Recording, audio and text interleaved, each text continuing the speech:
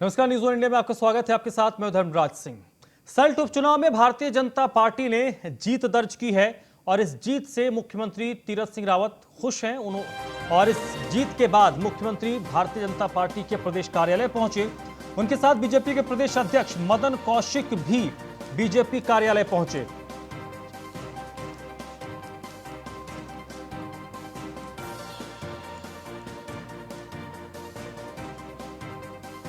मुख्यमंत्री तीरथ सिंह रावत ने पार्टी कार्यकर्ताओं का आभार व्यक्त किया। उन्होंने कहा कि मैं पार्टी कार्यालय पार्टी कार्यकर्ताओं का आभार व्यक्त करने के लिए आया हूं।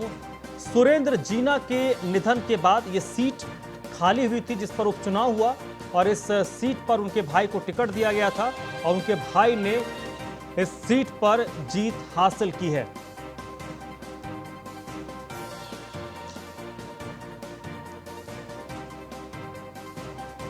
तो बड़ी खबर आपको बता दें, सल्ट उपचुनाव में भारतीय जनता पार्टी ने जीत दर्ज की है। जीत के बाद मुख्यमंत्री तीरथ सिंह रावत भारतीय जनता पार्टी के प्रदेश कार्यालय पहुंचे, जहां पर उनके साथ प्रदेश अध्यक्ष मदन कौशिक भी मौजूद थे। मुख्यमंत्री ने कहा कि वो जनता का आभार व्यक्त करने के लिए, पार्टी का आभार व्यक्त करने के लिए पार्टी दफ्तर पहुंचे हैं। सुरेंद्र जीना जो यहाँ के सिटिंग विधायक थे, उनका निधन हुआ, उसके बाद ये सीट खाली हुई। इस सीट पर उपचुनाव हुआ और उनके भाई को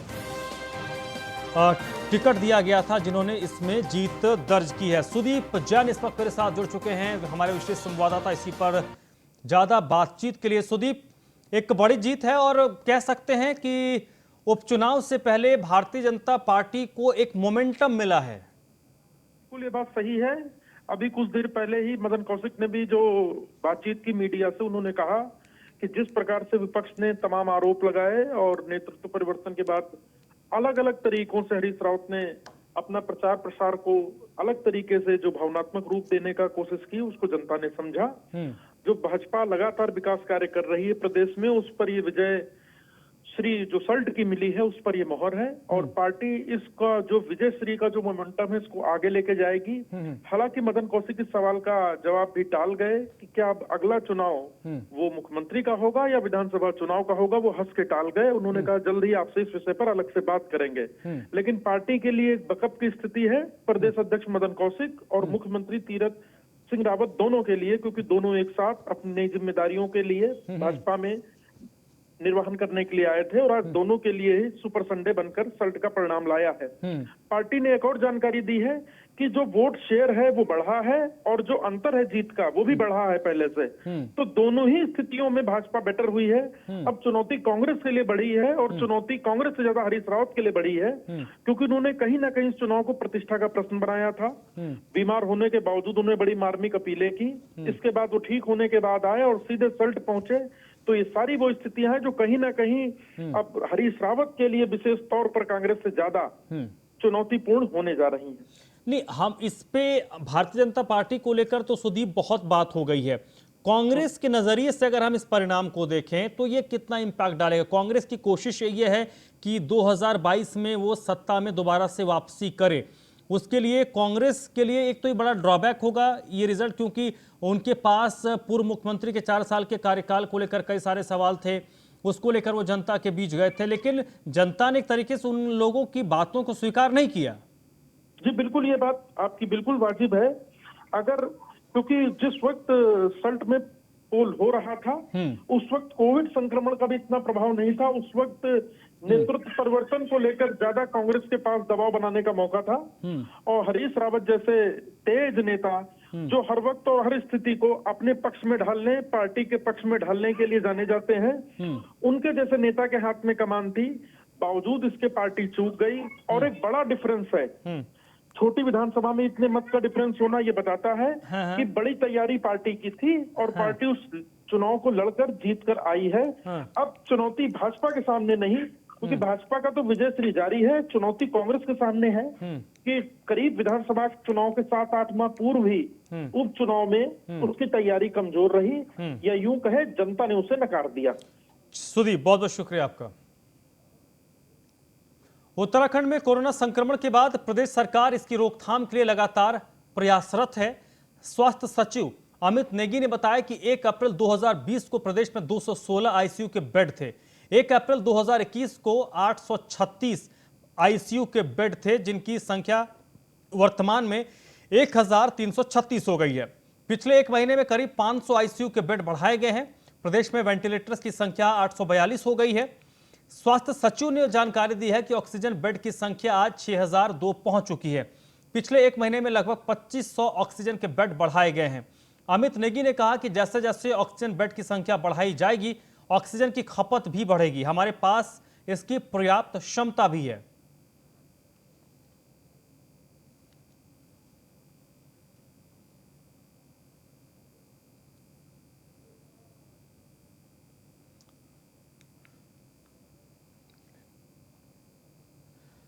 फहीम तना इस वक्त मेरे साथ जुड़ चुके हैं। फहीम, कोविड के केस बढ़ रहे हैं, उसके बाद एक उत्तराखंड सरकार के सामने चुनौती है। ऐसे में स्वास्थ्य सचिव के जो दावे हैं कि लगातार हमने पिछले एक महीने में बेड्स की संख्या बढ़ाई है, आईसीयू बेड्स की संख्या बढ़ाई है, उन दावों की हकीकत ग्राउंड में क्या है?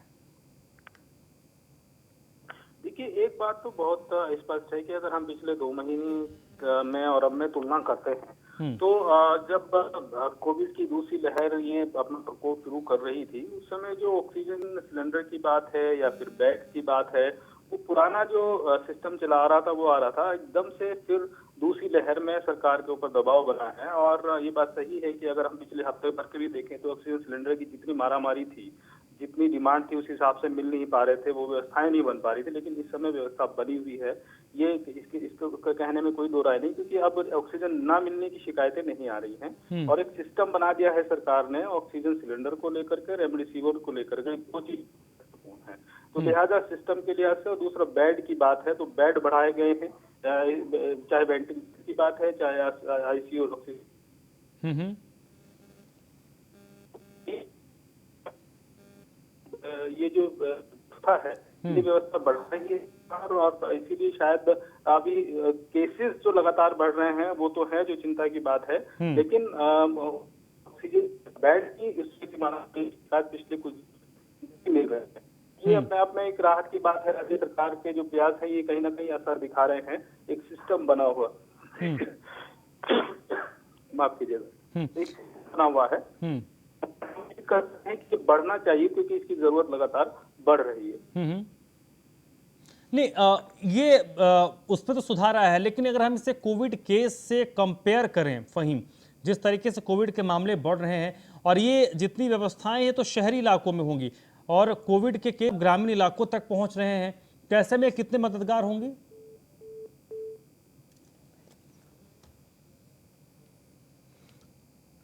लगता है फोन कट गया उनका। ऑफिसर्स जो नोडल ऑफिसर्स के रूप में वर्क कर रहे हैं, थोड़ा डिटेल में आपको बता देंगे। एक आंकड़ा मैं आप सबके समक्ष रखना चाहूँगा। हमारी जो 1 अप्रैल 2020 को जो पोजीशन थी आईसीयू बेड्स की, करीब 216 थी, और यही पोजीशन हमारी 1 अप्रैल 2021 को 836 थी, 836, और आज ऑन डेट हमारी ये पोजीशन 1336 है। यानी कि ऑलमोस्ट पिछले एक महीने में ही हमने करीब 500 वेंटिलेटर्स, अपने 500 आईसीयू बेड्स ऐड करे, केवल मात्र एक महीने में। इसी प्रकार हमारे वेंटिलेटर्स जो थे वो 1 अप्रैल 2020 को 116 थे, ये पोजीशन 1 अप्रैल 2021 को 695 हो गई, और आज की डेट में 842 है। यानी कि हमारे करीब 150 वेंटिलेटर्स भी इस समय हमने ऐड करे हैं। सिमिलरली ऑक्सीजन बेड्स के लिए आप सीधी देखेंगे तो हमारी 1 अप्रैल 2020 को 673 हमारे ऑक्सीजन बेड्स थे, जो पोजीशन 1 अप्रैल 2021 को 3535 3535 हो गया, और आज के डेट में मई में ये पोजीशन 6002 के आसपास है। यानी कि हमने सब्सटैंशियल एडिशन करा है, ऑलमोस्ट 2500 हमारे ऑक्सीजन सपोर्टेड बेड्स पिछले एक महीने में हमने ऐड करे हैं। और वी ऑल्सो अंडरस्टैंड, लेकिन चैलेंज हमारे सामने काफ़ी ग्रेट है। लगातार हमारी जो हेल्थ की बुलेटिन है वो सारे फिगर्स आपके समक्ष हम लोग दे ही रखते हैं। इसी का नेक्स्ट में ऐड करना चाहूँगा जो बहुत ही इंपॉर्टेंट स्टैटिस्टिक आप सभी के लिए, हमारा जो कंजम्पशन था ऑक्सीजन का, ये करीब 1 अप्रैल 2020 को हमारा करीब 8 मेट्रिक टन के आसपास होता था। 1 अप्रैल 2021 को ये 15 से 20 मेट्रिक टन के आसपास है, और आज ऑन डेट हमारा ये करीब 100 मेट्रिक टन हमारा कंजम्पशन चल रहा है। और मैं कहना चाहूँगा ये कंजम्पशन आगे बढ़ेगा, जैसे जैसे हम अपने हॉस्पिटल बेड्स बढ़ाएंगे कंजम्पशन और बढ़ेगा। लेकिन हमारी स्टेट के पास सफिशिएंट कैपेसिटी है इस पूरे ऑक्सीजन के कंजम्पशन को बीट आउट करने के लिए। यदि आप ऑक्सीजन सिलेंडर्स की बात करेंगे तो हमारे 1 अप्रैल 2020 को 1193 ऑक्सीजन सिलेंडर्स हमारे पास टाइप बी के ऑक्सीजन सिलेंडर्स थे, अनाउंसमेंट डेट की पोजीशन 9,917 है। ये सारे सिलेंडर्स हमारे जो डिफरेंट हॉस्पिटल्स है, जो ऑक्सीजन की डिमांड हमारी बड़ी है, वहाँ पर हमने ऑक्सीजन सिलेंडर्स लगाए हैं। इसी प्रकार आप ऑक्सीजन कॉन्सेंट्रेटर्स की यदि बात करेंगे तो हमारा 1 अप्रैल 2020 को 275 ऑक्सीजन कॉन्सेंट्रेटर्स थे। चलिए बढ़ते आगे। सरकार ने ऑक्सीजन देखरेख के लिए नोडल अधिकारी नियुक्त किया है। अपर मुख्य सचिव राधा रतूड़ी ने सभी अधिकारियों के तैनाती के आदेश जारी कर दिए हैं। तो बड़ी खबर आपको बता दें, सरकार ने बेड के लिए अपर मुख्य सचिव राधा रतूड़ी ने सभी अधिकारी को तैनाती के निर्देश दिए हैं। State nodal officer IAS Sachin Kurve दिए गए हैं। 2 अन्य अधिकारी पीसीएस मेहरबान सिंह बिष्ट को बनाया गया है। गढ़वाल मंडल का regional nodal officer PCS Vinod Giri Goswami को बनाया गया। कुमाऊं मंडल का नोडल ऑफिसर कंट्रोल रूम के लिए अपर सचिव अरुणेंद्र चौहान को नोडल ऑफिसर नियुक्त किया गया है। तो ये जो पूरी कोशिश है ऑक्सीजन की देखरेख के लिए। फहीम तन्हा इस वक्त मेरे साथ जुड़ गए हैं एक बार फिर से। फहीम, ये जो नियुक्तियां हुई हैं ये बहुत ज़रूरी थी, क्योंकि दिल्ली जैसे शहरों में देखा जा रहा है कि ऑक्सीजन की एक तो कमी है और उसकी बड़ी वजह यह है कि जो आपूर्ति आ रही है उसकी कालाबाजारी हो जा रही है। अगर अभी से उत्तराखंड उन चीज़ों को कंट्रोल कर लेगा तो शायद वो स्थिति उत्तराखंड में उत्पन्न नहीं होगी। देखिए, बिल्कुल अभी मुख्यमंत्री ने भी जब लगातार बैठकें कर रहे हैं तो बिहार की बैठक मुख्यमंत्री की, उसमें भी एक बिंदु उभर के आया था कि जो कोऑर्डिनेशन है अलग अलग अधिकारियों को प्रशासनिक तौर पर, शासन के तौर पर जिम्मेदारियां तो दी जा रही हैं और नीचे टीमें भी बन रही हैं, लेकिन एक ऊपरी तौर पर एक कोऑर्डिनेशन की कमी सामने आ रही है। तो लिहाजा ये 2 बड़ी महत्वपूर्ण थी। एक कंट्रोल रूम बने हुए जैसे डायल 112 है, 104 है, तो सीएम हेल्पलाइन है, दूसरी और स्वास्थ्य विभाग की एक हेल्पलाइन है हेल्थ को लेकर के। तो ये अलग अलग तो यूनिटें बनी हुई हैं, लेकिन इनके एक समन्वित तौर पर कोऑर्डिनेशन की कमी थी। वैसे ही ऑक्सीजन की बात है, दवाई रेमडेसिविर की बात है, वहां पर भी एक स्टेट लेवल पर कोऑर्डिनेशन की कमी थी। तो अभी पिछले हफ्ते आईएएस सीनियर हैं सचिन कुर्वे, उनको जिम्मेदारी दी गई थी रेमडेसिविर और ऑक्सीजन को लेकर के, लेकिन चूंकि स्टेट में दबाव ज्यादा है, स्टेट में काम ज्यादा है, तो लिहाजा अब 2 उनके अधीन पीसीएस अफसर मेहरबान सिंह बिष्ट और विनोद गिरी गोस्वामी, इन दोनों को उनका सहायक के तौर पर नोडल अफसर बनाया करेगी ऑक्सीजन और रेमडेसिविर को लेकर के। और जो हेल्पलाइन हैं उनके लिए अरुणेंद्र चौहान को एक स्टेट में नोडल अफसर बनाया, यानी कोऑर्डिनेशन की भी कमी ना हो। जहां एक तरफ सरकार लगातार टीम बना रही है, अफसरों की जिम्मेदारी दे रही है, उनमें ऐसा ना हो कि हर अफसर, हर यूनिट, हर टीम अपने अपने रास्ते पर चले। उससे दिक्कत हो रही थी, लोगों को परेशानी हो रही है, और जो उद्देश्य है उन टीमों को बनाने का वो कहीं ना कहीं उसमें अड़चन आ रही है। तो लिहाजा ये स्टेट लेवल पर कोऑर्डिनेशन के लिए जिम्मेदारी दी गई है। तो नीचे से ऊपर को एक जगह रिपोर्ट करेंगे तो आसान होगा इम्प्लीमेंटेशन। चलिए, बहुत बहुत शुक्रिया फहीम आपका। कोरोना काल में दवाइयां और जरूरी सामानों की कालाबाजारी के कई मामले सामने आ रहे हैं। कालाबाजारी पर रोक लगाने के लिए उत्तराखंड पुलिस ने कमर कस ली है। इसकी जिम्मेदारी आईजी अमित सिन्हा को दी गई है। अमित सिन्हा ने बताया कि अभी तक उनके पास कालाबाजारी की 147 शिकायतें आई, जिनमें से एक शिकायत पर मुकदमा दर्ज किया गया। बाकी शिकायतों का मौके पर समाधान किया गया। अमित सिन्हा ने बताया कि लगातार कालाबाजारी पर नजर बनी हुई है, कहीं पर भी इस तरीके की शिकायत आती है तो कार्रवाई की जाएगी। जब हम लोगों को ये लगा कि कई सारे लोग ऐसा है कि इस पैंडेमिक भी बड़ा अमानवीय व्यवहार कर रहे हैं, तो उन पे हम लोग का शिकंजा लगातार जारी है। वैसे एक नंबर जारी किया था पब्लिक को कंप्लेंट्स के लिए, साथ में डायल 112 पे भी एक स्पेशल सेल बना के अलग विंग बना दिया है, जिसमें कि सिर्फ कालाबाजारी रोकने के लिए जो जनता की शिकायतें आती हैं उस पर कार्रवाई करें। अब तक हमें टोटल 147 शिकायत आई है 2 दिन के अंदर, जिसपे तमाम कार्रवाई करके हम लोग को कई जगह से चीज़ों का पता भी चला है। यद्यपि एक अच्छी बात यह है हमारे क्षेत्र में कि कई जगहों पर जो शिकायतें आई उसमें बात की पुष्टि नहीं, उसका मतलब कि ऐसे कोई बहुत बड़े स्तर की कालाबाजारी नहीं हो रही। हाँ, ये जरूर मिल रहा है कि कहीं कोई हॉस्पिटल बेड एक्स्ट्रा पैसे में दे रहा है, कहीं कोई ऑक्सीजन में कुछ पैसे ज़्यादा ले रहा है। जैसे कल ही एक पल्स ऑक्सीमीटर का रेट करके पकड़ा गया, 1200 रुपये का पल्स मीटर 2200 रुपये बेच रहा था। तो इस तरह से हमारा ट्रैप भी जारी रहेगा, और मैं आप लोग के माध्यम से उनको ये भी मैसेज पहुंचाना चाहूंगा कि हमारा ट्रैप लगा हुआ है, यदि इस तरह के व्यवहार करते हैं वो। हल्द्वानी के कुमाऊं का सुशीला तिवारी अस्पताल इस कोरोना काल में पूरे कुमाऊं के कोरोना मरीजों के इलाज का मुख्य केंद्र बना हुआ है। लेकिन कोरोना काल में अस्पताल में कोरोना के इलाज के अलावा अव्यवस्थाओं का अंबार है, जिसको लेकर एक कोरोना पीड़ित दीपिका दानू जो इस अस्पताल में भर्ती है, उसने खुद अपने एक वीडियो के जरिए अपनी बेबसी और परेशानी को बयां किया है। आप खुद सुनिए दीपिका दानू का ये अल्फाज। वीडियो में कोरोना पीड़ित युवती पीने का पानी मांगते दिख रही है, लेकिन उस युवती को पीने का पानी तक अस्पताल में नहीं दिया गया। वीडियो संज्ञान में आने के बाद कांग्रेस की युवा नेता सुमित हृदय ने अस्पताल में बड़ी संख्या में पानी की बोतल भेजी है, लेकिन तब तक महिला ने दम तोड़ दिया था। एडमिट हूँ, अभी तक रात का कोई भी डॉक्टर देखने नहीं आया। आप देख सकते हैं मेरी हालत कैसी है, कोई भी देखने नहीं आ रहा। हाथ का डॉक्टर को पता ही नहीं है। प्लीज़ कुछ कीजिए और ऑब्जेक्शन उठाइए इसमें। मेरी हालत बहुत खराब हो रही है, बहुत ज़्यादा। मुझे ऑक्सीजन की बहुत ज़रूरत है, लेकिन अभी तक कोई देखने नहीं आया। डॉक्टर का कुछ पता ही नहीं है। देहरादून में व्यापारियों ने बिजली बिल बढ़ाने का विरोध किया है। विद्युत दर को बढ़ाया जा रहा है और इसको लेकर व्यापारियों ने इसका विरोध किया है। व्यापारियों ने कहा है कि विद्युत दर बढ़ाकर प्रदेश की जनता के ऊपर कुठाराघात किया जा रहा है। कोविड काल में व्यापारियों का कारोबार कम हुआ है।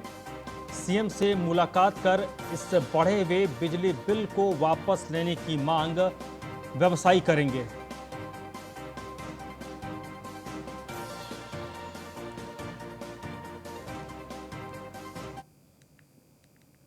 देहरादून में चोरों ने एक दुकान को निशाना बनाया है। चोरों ने हजारों रुपए की नकदी पर हाथ साफ किया है। बताया जा रहा है कि कर्फ्यू के कारण चोरों ने इस दुकान को निशाना बनाया। दुकान में रखा सारा कीमती सामान लेकर चोर रफू चक्कर हो गए। फिलहाल पुलिस मामले की जांच कर रही है। राजापुर थाना इलाके के आईटी पार्क के पास की ये घटना है।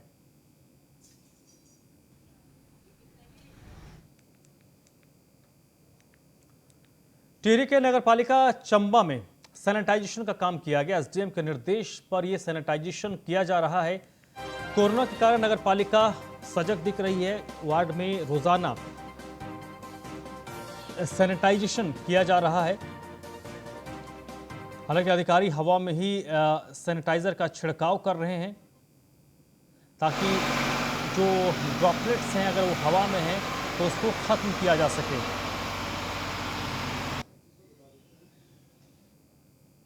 नगरपालिका द्वारा इससे कोरोना महामारी बीमारी को बहुत गंभीरता से लिया जा रहा है और जैसे जैसे शासन के शहरी विकास निदेशालय और जिलाधिकारी मैडम के निर्देश आ रहे हैं, हम लोग उसी प्रकार कार्रवाई कर रहे हैं।